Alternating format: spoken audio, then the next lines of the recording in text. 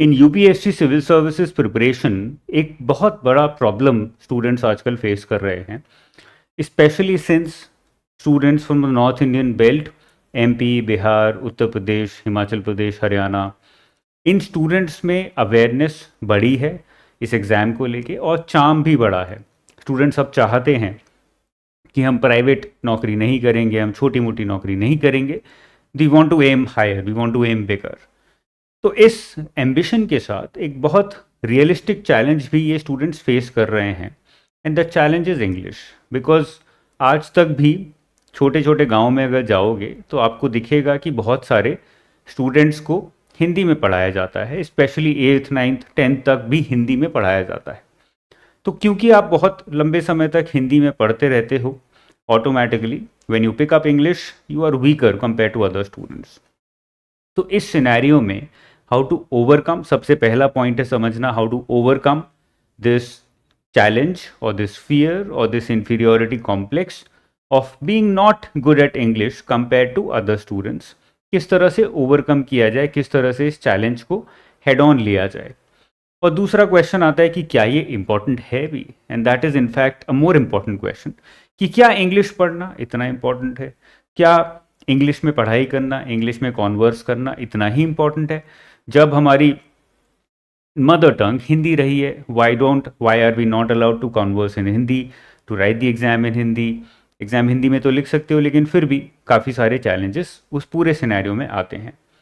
अगर इसको ज़्यादा अच्छे से समझना है as a student preparing for civil services, सबसे पहले तो ये भूल जाओ कि आपके आसपास वाले जो स्टूडेंट्स हैं वो क्या बोल रहे हैं, वो क्या सोच रहे हैं। क्यों? क्योंकि यूपीएससी की तैयारी करते करते बहुत सारे स्टूडेंट्स के पॉलिटिकल एम्बिशंस हो जाते हैं, ज्ञान देने में सबसे आगे रहते हैं, डिस्कशंस में सबसे आगे रहते हैं, बट जब आती है एग्ज़ाम की, चाहे वो तैयारी हो चाहे वो सिलेबस हो, तो वो ही लोग आपको पीछे दिखेंगे। मैं नॉर्मली दिल्ली यूनिवर्सिटी में जाता रहता हूँ, वहाँ की लाइब्रेरीज़ विज़िट करता हूँ, कई बार बैठ भी जाता हूँ पढ़ जाके, क्योंकि मैं वहीं का प्रोडक्ट हूँ, वहीं पे मैंने 5 साल 6 साल पढ़ाई की है। तो वहाँ पे आज भी मैं इस कॉन्वर्जेसन को देखता हूँ होते हुए, जहाँ पर स्टूडेंट्स आर्ग्यू कर रहे हैं कि यार हम तो हिंदी बेल्ट वाले हैं, हिंदी से पढ़ के आए हैं, तो क्यों हमें इंग्लिश में पढ़ने के लिए फोर्स किया जा रहा है? तो वहाँ पर ये समझना ज़रूरी है कि एक अच्छा आईएएस ऑफिसर, एक अच्छा ब्यूरोक्रेट, एक अच्छा पॉलिटिशियन, एक अच्छा लीडर। नाउ कोई भी इंसान लीडर कब बनता है? कोई भी इंसान लीडर तब बनता है जब what ever he says is taken seriously, उसको सीरियसली लिया जाए, उसको पढ़ा जाए, समझा जाए, उसको माना जाए, तभी वो इंसान लीडर कहलाता है। When he can have multiple followers. तो अगर आप चाहते हो कल को आईएएस ऑफिसर बनो, ultimately you are trying to be a leader. क्यों? क्योंकि आपके अंडर होंगे 8-10 हज़ार लोग काम करने वाले, और पूरी डिस्ट्रिक्ट की जनता भी है, वो भी आपके अंडर ही है, क्योंकि what ever rule you make, what ever law you make, what ever implementation you do, उनको वो सब इम्पैक्ट करने वाला है।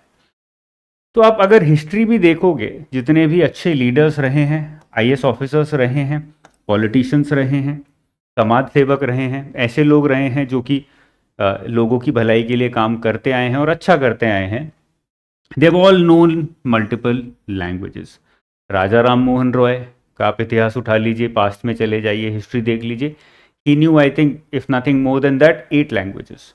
आप प्रेजेंट में आ जाइए, although not an example of IAS officer but a politician, Dr. Shashi Tharoor. After the recent terrorist attack that happened on India, he's the leader of an international chair that is visiting all the countries. सारे दुनिया में अलग अलग countries में जाके वो क्या कर रहे हैं? He's trying to spread awareness about terrorism. He's trying to put our viewpoint about terrorism in front of multiple leaders. So he was recently in Moscow. He was talking to some leader on international affairs out there, and that person started conversing in French.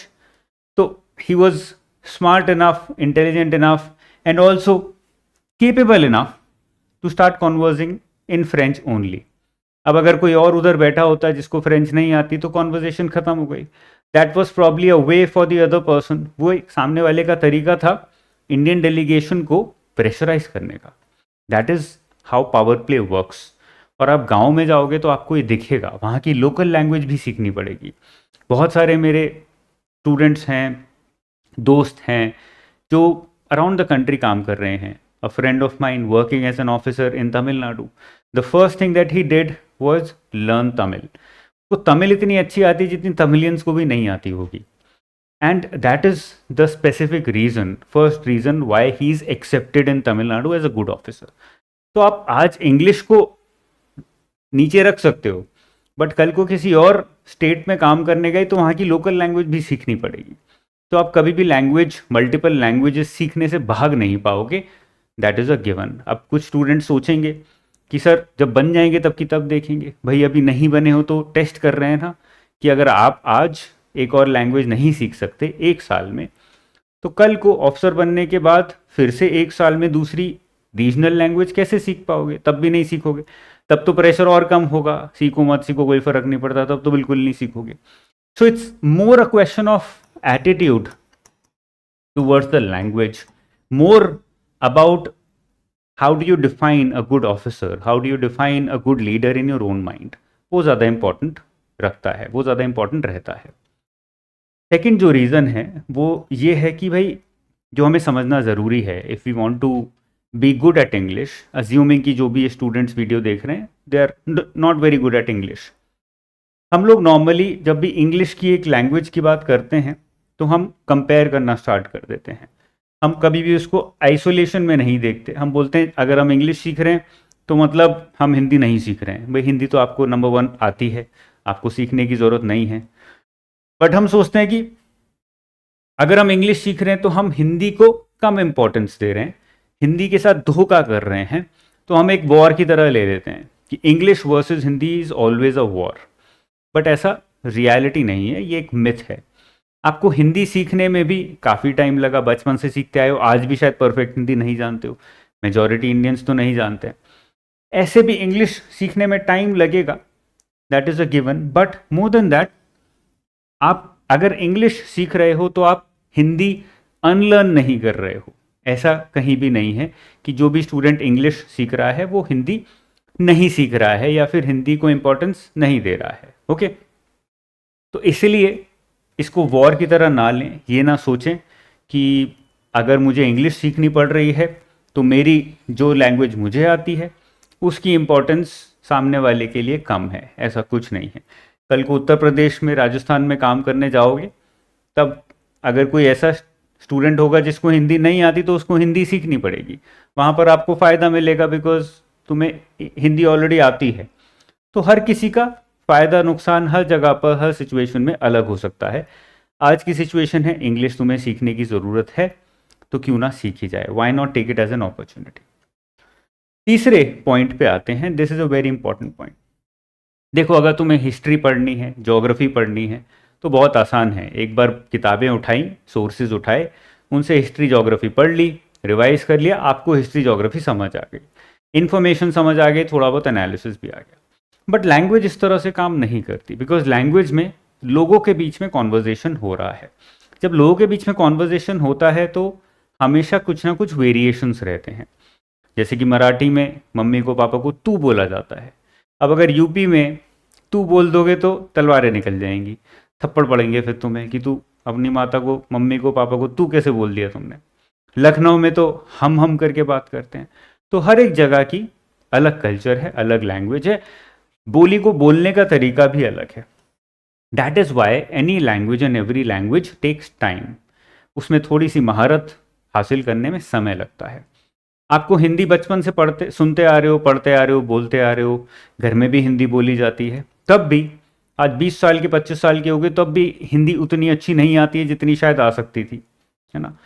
अभी किसी south Indian के साथ बैठ जाओ जिसने हिंदी नई नई सीखी हो, वो तुमसे ज़्यादा अच्छी हिंदी जानता होगा. तुम उतनी अच्छी हिंदी नहीं बोल पाओगे, उतनी शुद्ध हिंदी नहीं बोल पाओगे, वो ज़्यादा शुद्ध हिंदी बोलेगा. क्यों? क्योंकि उसने तरीके से सीखी है. ऐसे ही इंग्लिश का खेल है. तुम्हें इंग्लिश नहीं आती, अपॉर्चुनिटी है कि इंग्लिश को इंग्लिश बोलने वाले से ज़्यादा अच्छे से सीखो, नंबर 1. सेकेंडली, कोई भी लैंग्वेज सीखने जाओगे इंक्लूडिंग इंग्लिश, वो आप 1 महीने, 2 महीने, 3 महीने में नहीं सीख सकते. You can start conversing in English, धीरे धीरे बोली बेटर होती जाएगी, बट उसको एक अच्छे लेवल तक ले जाने के लिए आपको 7-8 महीना, 9 महीना, 1 साल लग जाता है. तो ये एक नई स्किल है और ये एक ऐसी स्किल है जो कि टाइम मांगती है। तो अगर टाइम नहीं दोगे या एक्सपेक्ट करोगे कि बिना टाइम दिए ये स्किल आ जाए, तो नहीं आएगी, चांस ही नहीं है, वो पॉसिबल नहीं है। ठीक है ना। अब हमने ये सब समझ लिया। ये सब समझने के बाद सबसे इम्पॉर्टेंट पॉइंट आता है कि सर आपने ज्ञान तो दे दिया, आपने ये सब बता दिया कि इंग्लिश क्यों ज़रूरी है, क्यों हमें उसको नेगेटिवली नहीं देखना चाहिए। आप ये बता दीजिए कि कौन कौन से सोर्सेज हैं जिनसे हम इंग्लिश सीख सकें। सबसे पहला सबसे इम्पॉर्टेंट सोर्स मैं आपको बता देता हूँ, एक वेबसाइट है ingvid.com।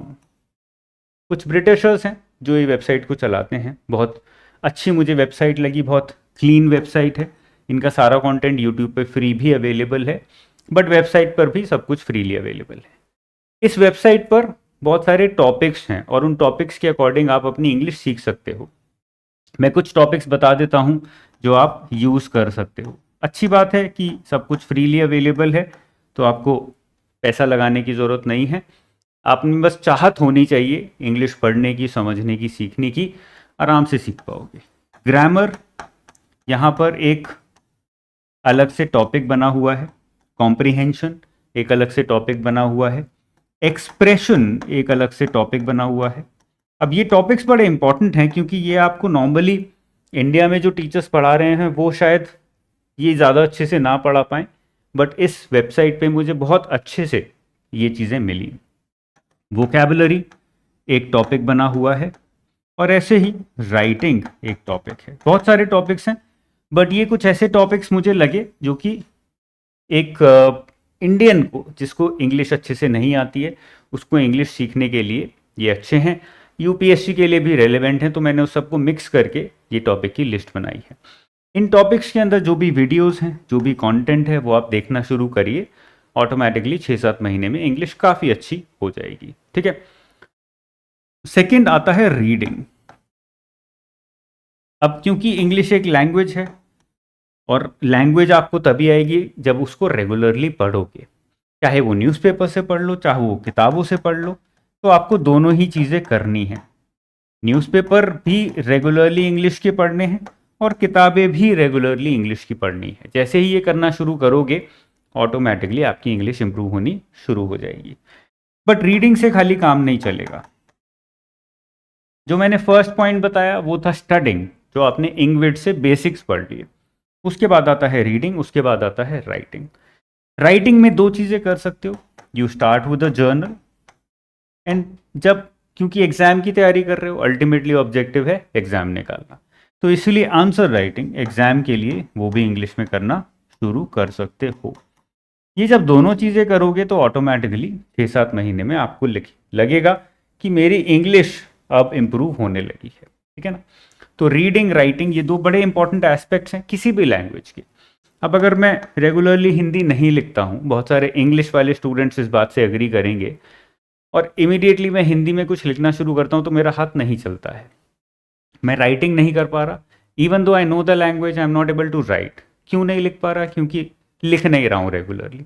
तो अगर उसका ही ऑपोजिट है, किसी लैंग्वेज में अच्छा होना है तो आपको पढ़ना पड़ेगा, उस सब्जेक्ट को पढ़ना पड़ेगा, उस लैंग्वेज को रेगुलरली पढ़ना पड़ेगा, उस लैंग्वेज में कुछ ना कुछ लिखना पड़ेगा।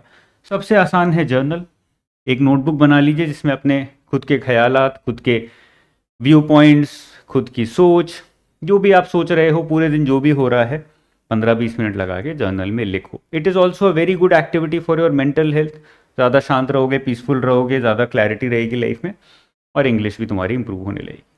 लास्ट पॉइंट है जो नॉर्मली हम लोग इग्नोर करते हैं, this is I think the biggest point.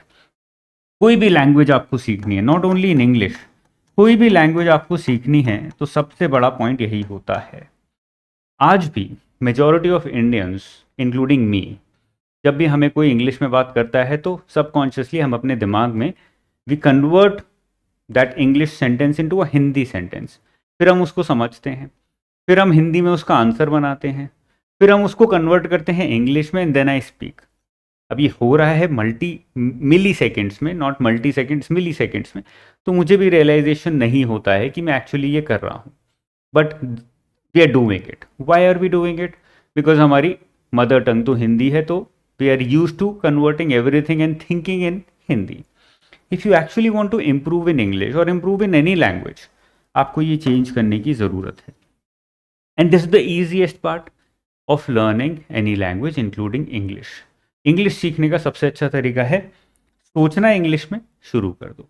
मैं आपको एक एग्जांपल देता हूँ. मेरा एक स्कूल में दोस्त हुआ करता था. When I was a child, 3rd-4th class का था, तो सब लोग नॉर्मली स्कूल में हिंदी में बात करते हैं और फाइन होता था स्कूल में कि अगर हिंदी में बात करते पकड़े गए तो 1 रुपये 2 रुपये का फाइन लगेगा.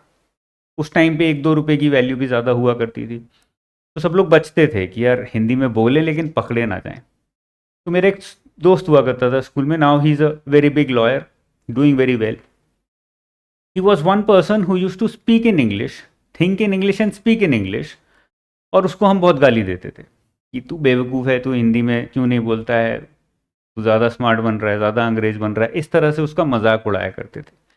बट वो बोलता था कि यार मुझे इंग्लिश सीखनी है and the only way I can be good at English is by speaking in English, by thinking in English. क्योंकि तुम लोग तो मेरे को करने नहीं दे रहे हो, पूरा स्कूल नहीं करने दे रहा है, सारे बच्चे ऐसे हैं, तो मुझे खुद ही ये करना पड़ेगा.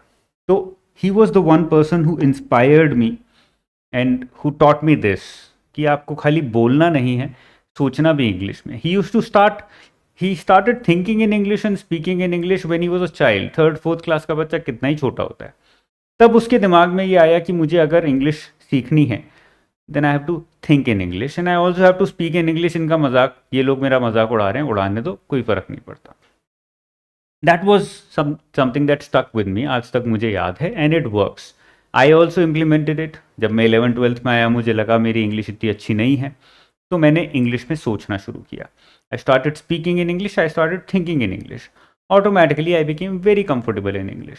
1 साल में 0 से 70, 80, 90 तक आप आराम से जा सकते हो if you start thinking in English. ठीक है ना. तो ये 4-5 सोर्सेज हैं. सोर्सेज का मतलब ये नहीं कि मैं तुम्हें बता ही दूँ ये पढ़ लो हो जाएगा. बहुत सारी किताबें जो फॉलो कर सकते हो करने को तो, बट ज़रूरत नहीं है. It's not required. आपको ग्रामर भी सीखनी है, यहाँ से सीख लीजिए. आपको कॉम्प्रिहेंशन मतलब अंडरस्टैंडिंग इंग्लिश सीखनी है, यहाँ से सीख लीजिए. Expression, vocabulary, writing, you can do all of it very easily है. थोड़ी टूटी फूटी रहेगी, it will not, might not be very organised. क्यों? क्योंकि फ्री में अवेलेबल है तो उतना ऑर्गेनाइज नहीं कर पाएंगे. But it is going to be much better than studying from any other teacher out there who is teaching in English. Why?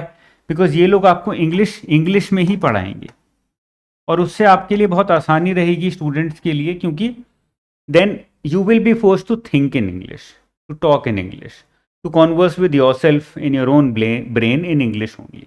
तभी वो इम्प्रूव होगी. ठीक है. तो if you want to actually improve in English, these are the ways, these are the reasons. इनको ध्यान से फिर से देख लीजिए, देखना चाहते हो समझ लीजिए, अपने दिमाग में बैठा लीजिए. And if you are able to do that, nobody can stop you from being good at English. Okay, that is all from my side. पढ़ते रहिए, keep studying hard. I am very sure जो अगला exam आएगा उसमें you will have your name in the final list of IAS officers. All the best. Bye bye.